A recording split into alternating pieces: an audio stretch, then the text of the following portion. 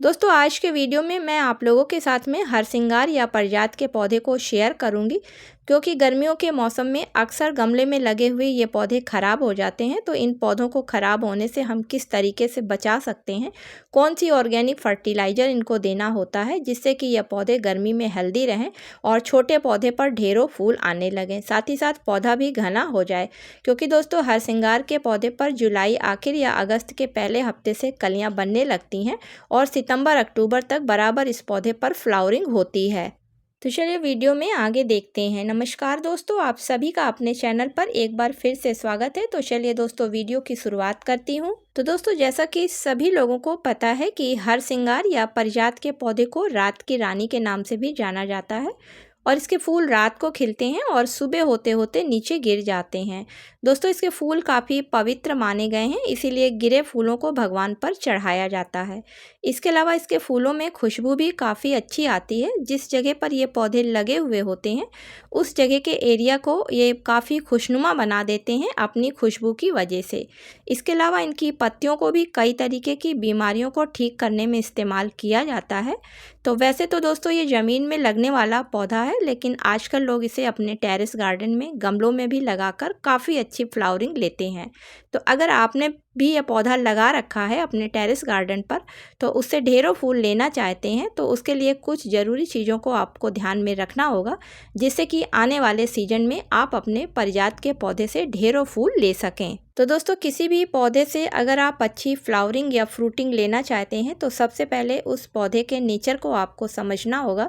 यानी कि उसको किस तरीके की मिट्टी पसंद है, किस तरीके का गमला पसंद है और किस तरीके की उसको खाद पसंद है। तो यहाँ पर हम पारिजात के पौधे की बात कर रहे हैं, तो सबसे पहले इसके गमले की साइज़ की बात करते हैं। क्योंकि दोस्तों ये एक ज़मीन में लगने वाला पौधा है और जितने भी ज़मीन में लगने वाले पौधे कटिंग के द्वारा गमलों में लगाए जाते हैं, वो जब तक बड़े गमलों में नहीं लगाए जाते हैं तब तक उस पर अच्छी तरीके से फ्लावरिंग नहीं होती है। तो पारिजात के पौधे को भी अगर आप घर में लगा रहे हैं तो कम से कम आप 14 इंच के गमले को ज़रूर सेलेक्ट करें, तभी आपके पौधे पर अच्छी तरीके से फ्लावरिंग होगी, क्योंकि इसके पौधे की जड़ें काफ़ी नीचे तक गहराई में जाती हैं। पारिजात के पौधे को कम से कम 6 घंटे की सनलाइट की ज़रूरत होती है, क्योंकि दोस्तों गर्मियों में जब 40 डिग्री के ऊपर टेम्परेचर जाने लगता है तो पारिजात के पौधे की पत्तियां जलने लगती हैं और अगर पौधा गमले में लगा हुआ है तो वो धीरे धीरे पौधा भी खराब होने लगता है। दोस्तों अगर इस पौधे के लिए पानी की बात करें तो पारिजात के पौधे को रुका हुआ पानी बिल्कुल भी पसंद नहीं है,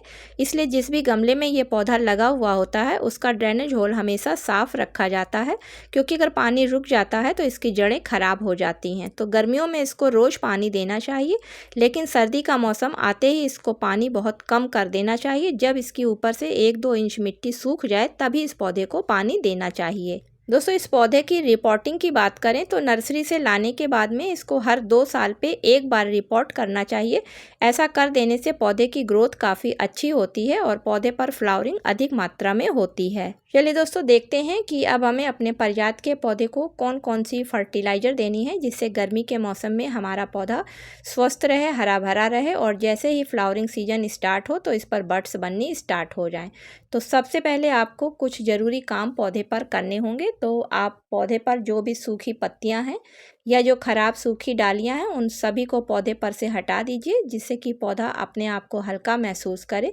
और गर्मी के समय पे भी पौधे की ग्रोथ अच्छी तरीके से होती रहे। अब आप गमले की मिट्टी की अच्छी तरीके से गुड़ाई कर लें, यानी कि मिट्टी को गुड़ाई करके लूज कर लें, जिससे कि जड़ों तक आसानी से हवा जाने लगे और जब आप खाद दें तो पौधे को उसका सीधा असर हो सके। और इसके अलावा किसी तरीके के अगर मिट्टी में खरपतवार हो तो वो भी निकल जाएं, क्योंकि दोस्तों मिट्टी में जब खरपतवार होते हैं तो जो खाद दी जाती है तो ज़्यादा से ज़्यादा उसके जो पोषक तत्व होते हैं वो खरपतवार लेते रहते हैं और पौधे को उसका पूरा फ़ायदा नहीं मिल पाता है। अब दोस्तों अगर आपका पौधा 14 इंच के गमले में लगा हुआ है, तो मेरा पौधा ये 14 इंच के गमले में लगा हुआ है, तो इसके लिए मैं यहाँ पर लगभग 100 ग्राम के करीब वर्मी कंपोस्ट खाद को ले रही हूँ, क्योंकि इस खाद में नाइट्रोजन, फास्फोरस, पोटेशियम के साथ साथ बहुत से ऐसे पोषक तत्व पाए जाते हैं जिसका कि जब पौधों पर इस्तेमाल किया जाता है तो पौधे काफ़ी मजबूत और घने हो जाते हैं। अब दोस्तों इसमें मिलाने के लिए आपको जो दूसरी चीज़ चाहिए वो लगभग 2 छोटे चम्मच सीवीड ग्रेन्यूल्स के दानों को लेना है।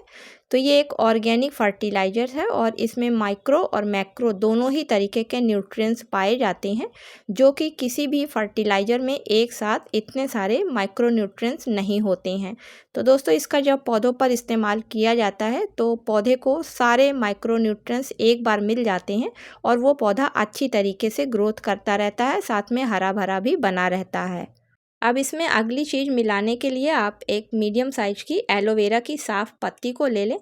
और उसको छोटे छोटे टुकड़ों में कट कर लें, क्योंकि दोस्तों एलोवेरा की पत्ती में विटामिन ए, सी के अलावा जो मिनरल्स होते हैं जैसे calcium, magnesium, zinc, sodium, iron, potassium, copper, इसके अलावा भी और जो इसमें पोषक तत्व होते हैं वो पौधे के लिए काफ़ी ज़रूरी होते हैं। साथ ही साथ इसमें एक नेचुरल शुगर पाई जाती है जो कि मिट्टी में मिलकर मिट्टी को काफ़ी फर्टाइल बना देती है, जिसके कारण पौधे काफ़ी अच्छी ग्रोथ गर्मी के मौसम में भी करते हैं। इसी के साथ में एलोवेरा की पत्ती एक कीटनाशक का भी काम करती है, क्योंकि गर्मियों के मौसम में अक्सर बाहर के कीड़े मिट्टी में आकर रुक जाते हैं, तो इसका इस्तेमाल करने से वो कीड़े भी मिट्टी में नहीं आने पाएंगे।